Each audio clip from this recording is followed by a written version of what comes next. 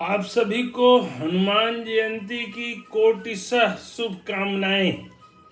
आज चैत्र महीने की पूर्णिमा है और ऐसी मान्यता है कि आज के दिन हनुमान जी का जन्म हुआ था, इसलिए इसको हनुमान जयंती के रूप में मनाते हैं। हनुमान जी कलयुग के सबसे जीवित देवताओं में से हैं। उन्हें सीता जी का आशीर्वाद प्राप्त है। उन्होंने कहा था, अजर अमर गुण निधि सित होऊ, करहीं बहुत रघुनायक छोहू। अर्थात अजर और अमर होने का वरदान सीता माँ से हनुमान जी को प्राप्त हुआ था। 7 चिरंजीवी में भी एक चिरंजीवी हनुमान जी हैं। उनको अजर अमर चिरंजीवी होने का वरदान था।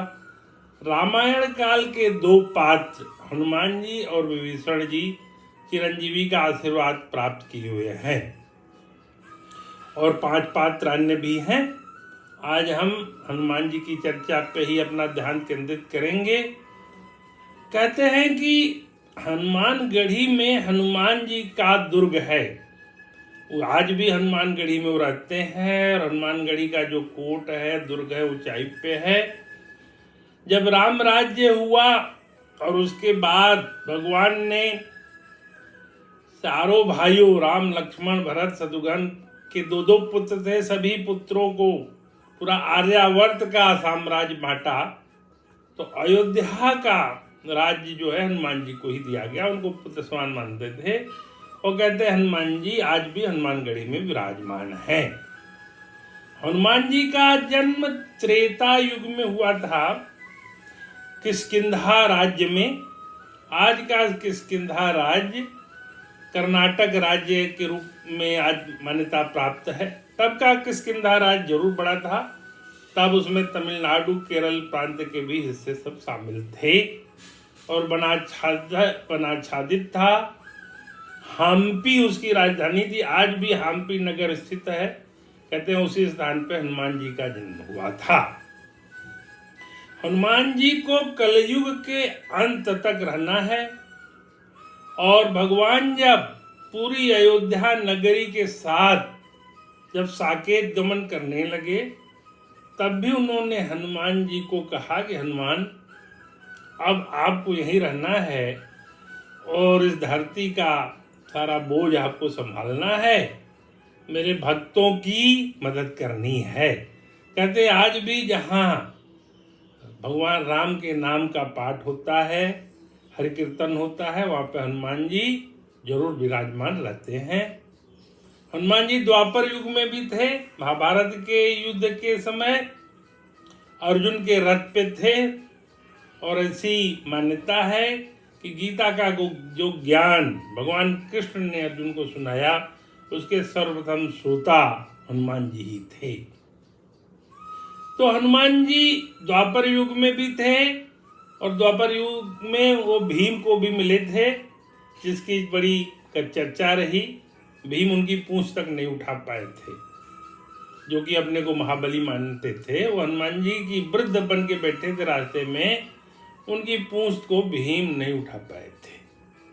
तो ऐसे महाबली हनुमान जब अर्जुन के रथ पर थे तो भगवान ने कहा कि हे अर्जुन, अगर हनुमान जी इस रथ पर नहीं रहे होते तो कर्ण का मारा हुआ तीर पता नहीं कहाँ गिरता, तुम्हें पता ही नहीं चलता तुम्हारा। ऐसे महाबली वीर हनुमान आज कलयुग में जीवित हैं। कहते वो हनुमानगढ़ी में रहते हैं। कुछ लोगों ने उन्हें चित्रकूट की परिक्रमा में भी साक्षात दर्शन किए थे। 1-2 लोगों के बारे में मुझे को भी पता लगा, लेकिन फिर वो सामान्य रूप में नहीं रह पाए थे। अब इतनी ऊर्जावान शरीर का अगर आप दर्शन करेंगे तो जो 100 वाट का आपकी क्षमता है, उसमें 1 लाख वाट क्षमता का अगर पावर सप्लाई हो जाएगा तो आपका बल्ब फ्यूज हो जाएगा। वही होता है, बड़ी हायर एनर्जी को संभालने के लिए उतनी एनर्जी का स्रोत होना चाहिए। इसलिए हमें इन नग्न चुक्ष आंखों से नहीं दिखाई देता। गीता के समय भगवान ने अर्जुन को भी दिव्य दृष्टि चक्षु दिया था, तब वो देख पाया था तमाम लोगों को कि जिनका कि तीनों लोकों में क्या हश्र हुआ था, जो मृत हो गए थे, सूक्ष्म शरीर में चले गए थे, कारण शरीर में चले गए थे। भगवान ने अर्जुन को वो दिव्य चक्षु दिया तो अर्जुन देख पाए थे, सामान्य आंखों से वो नहीं देख पाए थे। रामकृष्ण परमहंस के बारे में भी कहा जाता है कि उनके पास ऐसे चक्षु थे। जब काशी में आए थे तो मणिकर्णिका घाट पे उन्होंने देखा था कि माता पार्वती जीव का बंधन काट रही हैं, भगवान शिव कान में तारक मंत्र पढ़ रहे हैं, तो देख पाते थे। हम आपको नहीं देखेगा, हमें देखने के लिए वो दृष्टि होना चाहिए। तो आइए हनुमान जी की चर्चा की पृष्ठभूमि के साथ हनुमान जी की चर्चा करते हैं प्रारंभ। अतुलित बल धामं हेम शैलाव देहम धनुजवन किसानुम ज्ञानी नाम अग्रगण्यम सकल गुण निधानम वानराणाम धीसम रघुपति प्रिय भक्तम वातजातम नमामि। ये सुंदरकांड का बहुत सुंदर श्लोक है जिसमें हनुमान जी के कुल 8 गुण बताए थे। अतुलित बल के धाम थे, सोने के पर्वत के समान कांतियुक्त शरीर वाले थे, दैत्य रूपी वन को विध्वंस करने के लिए अग्निरूप थे, ज्ञानियों में अग्रगण्य थे, संपूर्ण गुणों के निधान थे, वानरों के स्वामी थे, श्री रघुनाथ जी के प्रिय भक्त पवन पुत्र हनुमान जी को आइए हम सब प्रणाम करते हैं। अब जब हम सुंदरकांड की चर्चा में घुस ही गए हैं तो सुंदरकांड की चर्चा के पृष्ठभूमि में बताना है कि मैं पहले ही YouTube पर सुंदरकांड की चर्चा 12 अंकों में कर चुका हूं।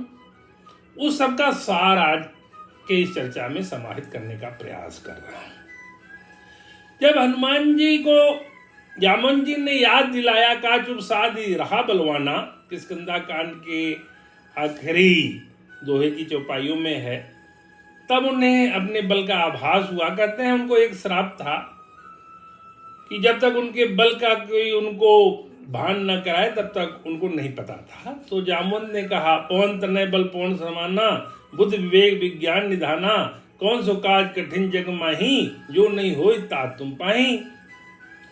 तो उसके बाद जब वो अपने पर्वताकार रूप में हुए और फिर लंका को जाने के लिए उद्यत हुए और समुद्र को उन्होंने पार किया, उसके बाद से ही सारा प्रकरण शुरू होता है।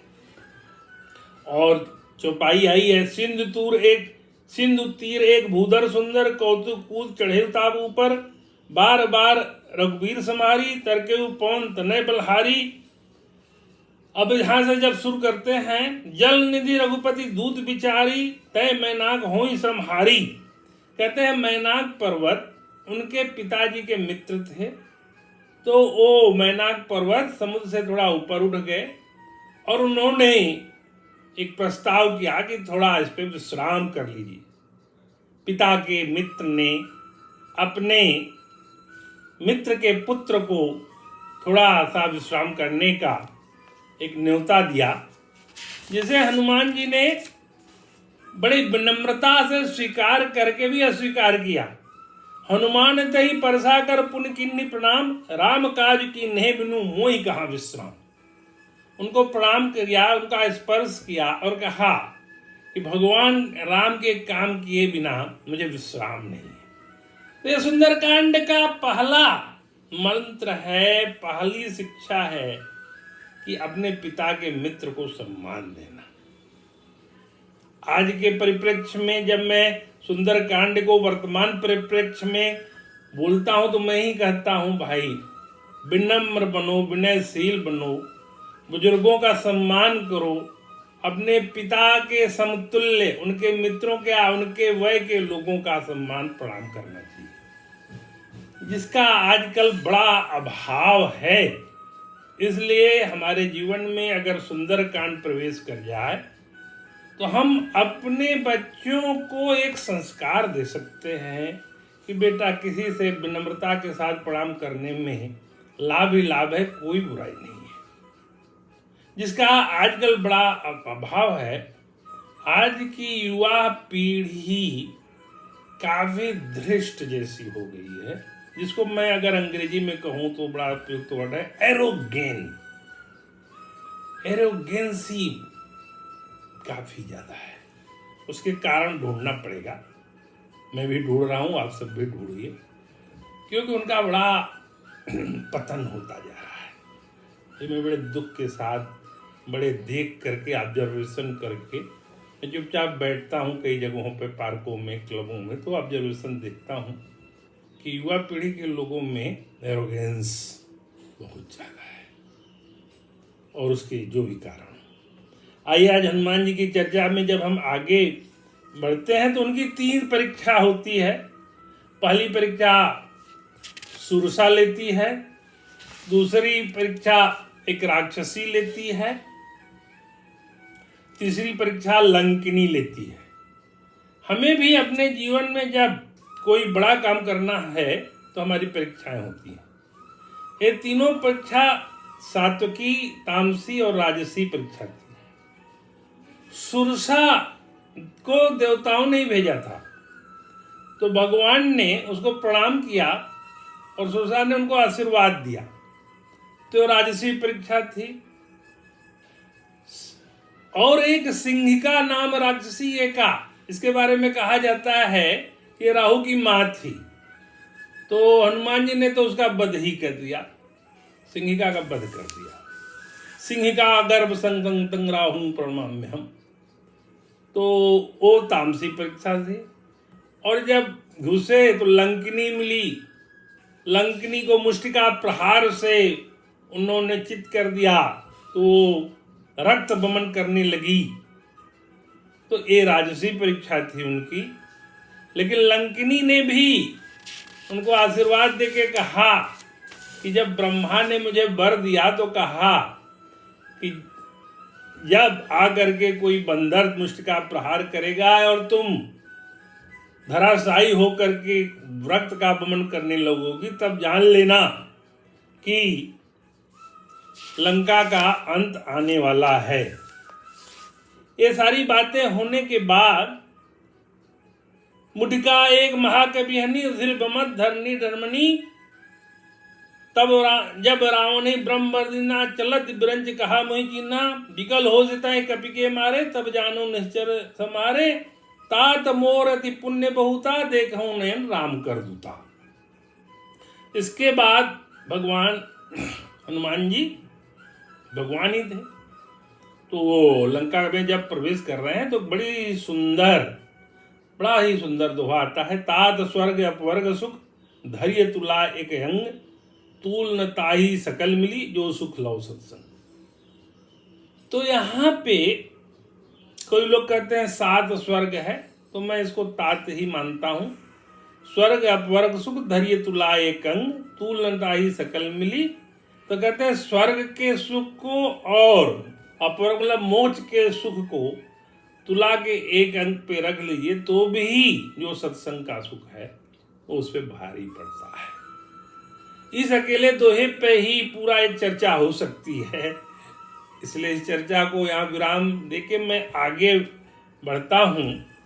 और ये बात आती है कि ये चर्चा किसने किससे कही है, तो आगे मैंने देखा है गरुड़ सुमेर ऋण समताही, राम करी चितवा जाही।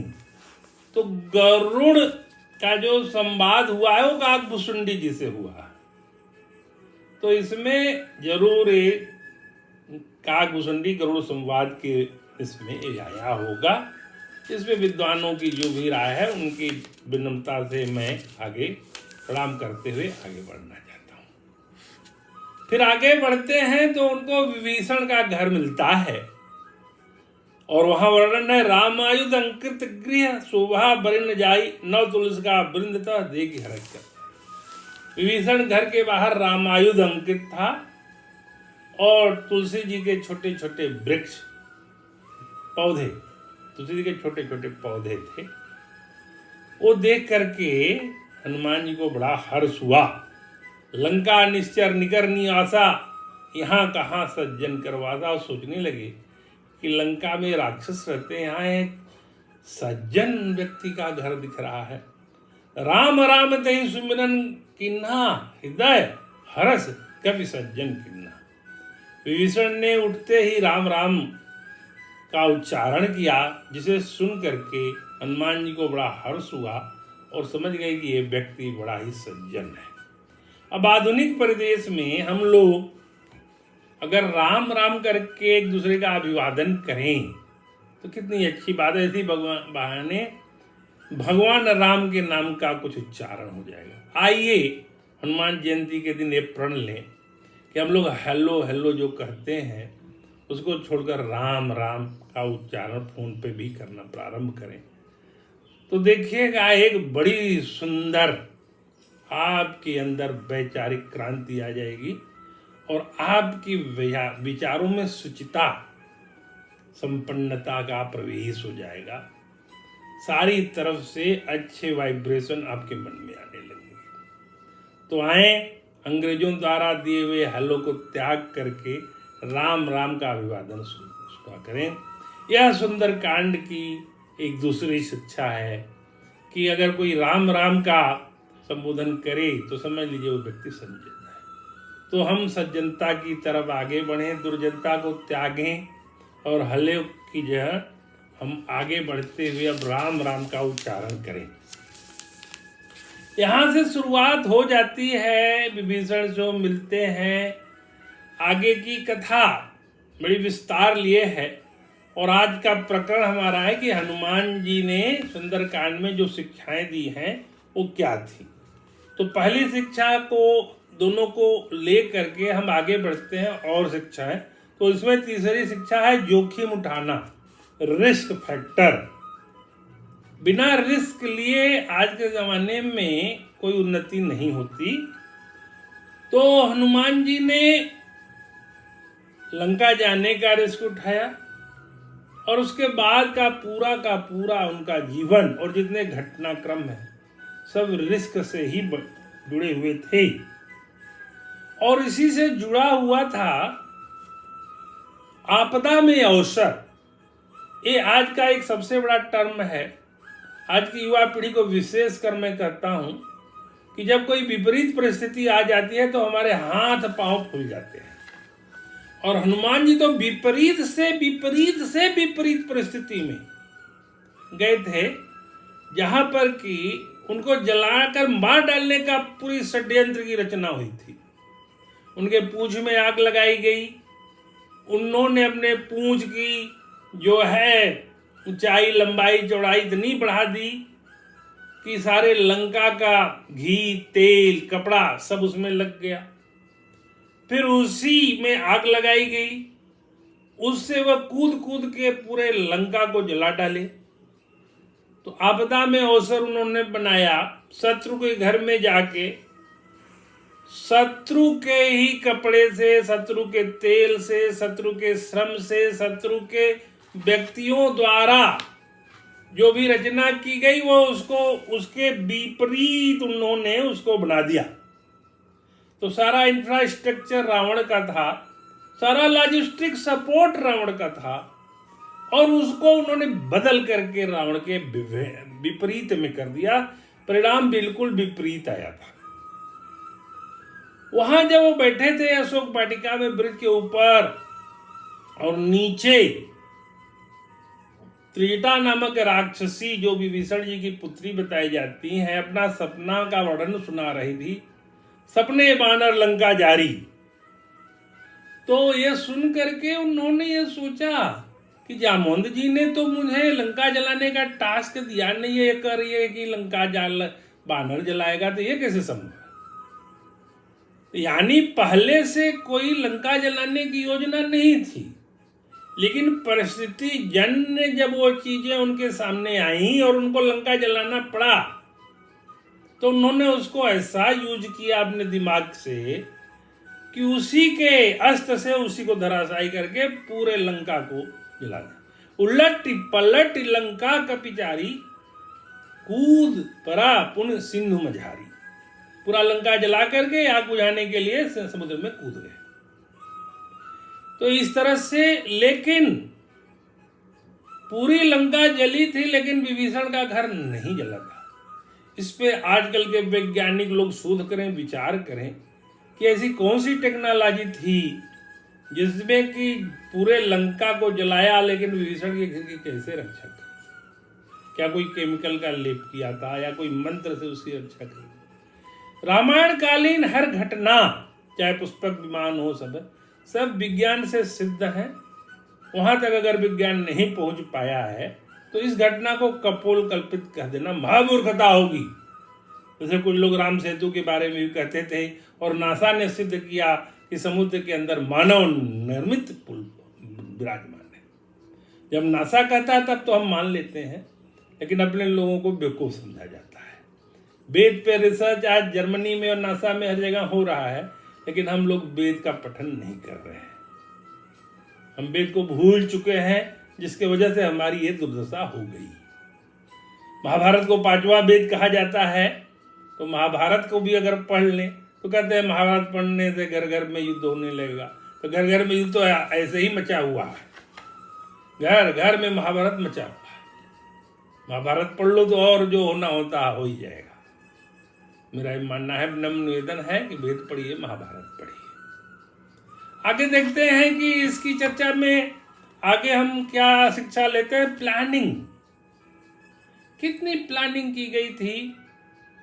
हालांकि प्लानिंग बदलती भी रही, लेकिन कौन लंका जाएगा इसका चयन किया गया।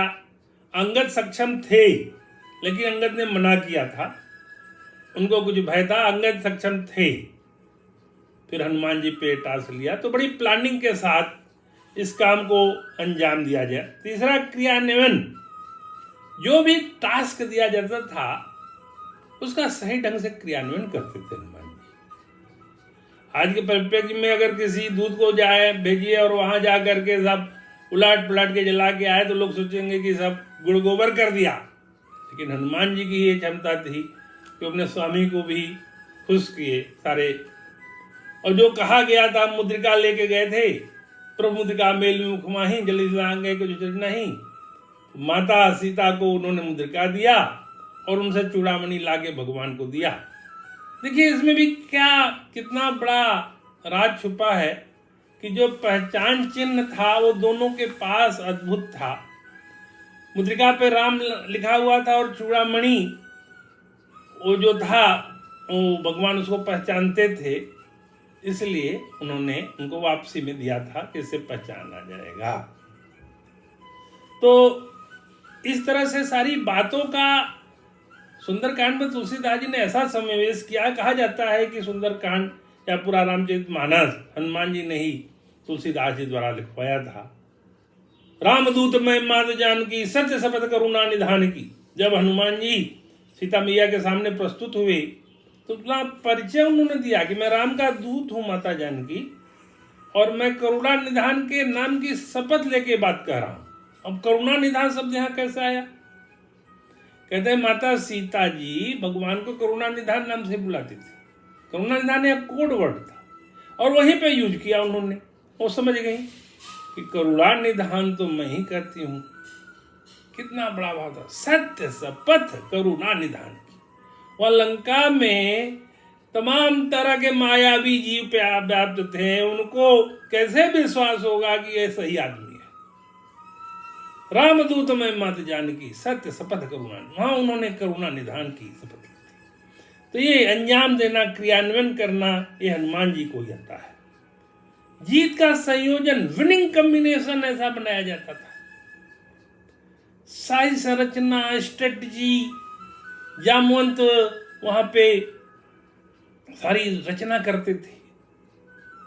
उनके सेनापति थे भगवान, सारी रचना करते थे। चक्रव्यूह कैसे तोड़ा जाए, कैसे किसको कैसे भेजा जाए, कैसे लड़ाया जाए। बंदर और भालू की सेना लेकर के उन्होंने महाबली महाप्रतापी रावण को परास्त किया। तो जो कॉम्बिनेशन था उनका, वो विनिंग कॉम्बिनेशन बना। आगे कृतज्ञता, हनुमान जी ने कभी नहीं कहा कि मैंने ये कर डाला। आजकल जैसा होता है मैंने ये किया, मैंने वो किया, कुछ नहीं। सब आपने किया प्रभु, सब आपकी कृपा से हुआ।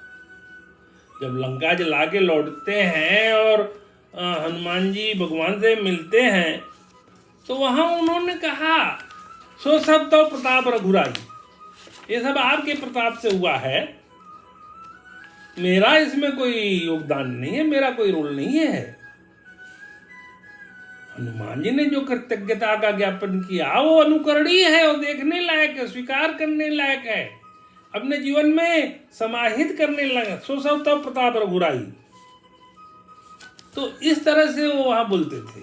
आजकल तो कोई छोटा सा भी तीर मार ले तो आजकल तो लगता है कि जैसे कि पता नहीं हमने क्या कर डाला। सो सब तो प्रताप रघुराई, ये सब आपके प्रताप से हुआ है। तो कृतज्ञता का जो भाव है, प्रतिफल, हनुमान जी रिवार्ड से अधिक कंट्रीब्यूशन में विश्वास रखते थे। तो वो अपना कंट्रीब्यूशन देते थे और उनको कोई रिवार्ड नहीं चाहिए था। इस तरह का भाव हनुमान में था। और जब वो रावण को शिक्षा दे रहे थे, मोह मूल बहुसूल पर त्यागहूं तम अभिमान, भजहूं राम रघुनाथ के पास सिंधु भगवान।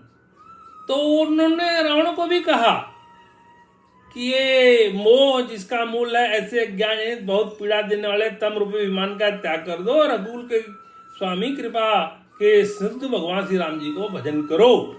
उन्होंने रावण को भी यह शिक्षा देने का प्रयास किया था, लेकिन रावण माना नहीं। बहुत बड़े उपदेशक भी थे। उन्होंने विभीषण को भी उपदेश दिया था और रावण को भी उपदेश दिया था। तो बहुत बड़े उपदेशक के रूप में उनको जाना चाहिए। रावण को उपदेश दे और विभीषण को कहा, उन्होंने सुनाओ विभीषण प्रभु कह रीति, करें सदा सेवक पर प्रीति।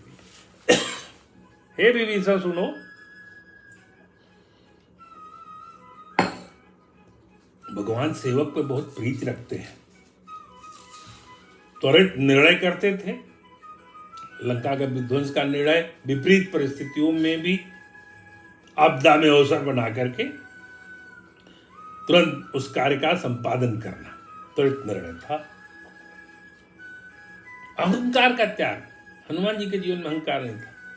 6 बार उन्होंने सुंदरकांड के प्रसंग के दौरान 6 बार शरीर को छोटा किया, लघु रूप को बनाया, और 6 बार जब जब शरीर को छोटा किया तब तक काम बड़ा किया। तो जहां हमें लघुता करनी चाहिए, करना चाहिए। लघुता से प्रभुता मिले, प्रभुता से प्रभुता। जब लघु रूप बनाएंगे, अपना अहंकार का त्याग कर देंगे, तो भगवान भी अपने को मिल जाएंगे, अपने में आपको समाहित कर लेंगे कि ये तो मेरा भक्त है। आज की समस्या है कि हम खुद ही अपने को बहुत बड़ा मान लेते हैं, इसलिए भगवान दूर हो जाते हैं। लघुता से प्रभुता मिले, प्रभुता से प्रभुदू। बुजुर्गों का सम्मान, जो शुरू में ही हमने कहा था कि मैनाक पर्वत उनके पिताजी के मित्र थे, तो उन्होंने उनको प्रणाम किया था। और सही निर्णय लेते थे। राक्षसी के साथ, सुरसा के साथ और निश्चरी के साथ अलग अलग व्यवहार, जो जिसके पात्र था उसके अनुरूप उनका वो निर्णय रहता था। तो पूरी की पूरी सुंदरकांड की जो शिक्षाएं हमने ये बताई हैं, वो जीवन में धारण करने योग्य शिक्षाएं थी। सुंदरकांड अगर जीवन, हम सुंदरकांड का पाठ बहुत करते हैं हम लोग, बड़ा अच्छी बात है, लेकिन उसके एक चौपाई से, एक दोहे से भी अगर हम प्रेरित होकर के उसको अपने जीवन में उसका निर्वाह कर ले जाएं तो बड़ी बात है। सुंदरकांड में अनेकों चौपाइयां हैं, अगर उसमें से एक चौपाई यही देख लें जो कि उसकी श्रेष्ठ चौपाई, निर्मल मन जन सो मोहि पावा, मोहि कपट छल छिद्र। मन की निर्मलता वाला व्यक्ति मेरे को प्राप्त कर सकता है, भगवान ने कहा है। जब सुग्रीव जी ने बोला कि ये विभीषण रावण का भाई है, छल कपट कर सकता है, तो भगवान ने कहा निर्मल मन जन सो मोहि पावा। जो निर्मल स्वभाव का व्यक्ति वही मेरे को पा सकता है, कपट छल छिद्र वाला मेरे को नहीं प्राप्त कर सकता। तो अपने मन में निर्मलता लाएं, सरलता लाएं, सहजता लाएं, सुलभता लाएं, प्रीति पूर्वक व्यवहार करें। आज के समाज में धन के प्रति बड़ा लोभ है। पूत कुपूत को धन संचय, पूत सपूत को धन संचय। एक लाइन में ही पूरी बातों को कह दिया गया है। तो आइए पुनः इस दिन का लाभ उठाएं, हनुमान जयंती को, हनुमान जी को याद करें, उनकी वीरता को प्रणाम करते हुए फिर से उनको याद करते हैं। अतुलित बलधामं हैम सैलाब देहम धनुज बन किसानुम ज्ञान नाम गणम सकल गुण निधानम बानराणाम धीतम रघुपति भक्तं वाद्यातम नौमी। आप सबको हनुमत जयंती की ढेरों शुभकामनाएं। नमस्कार, प्रणाम।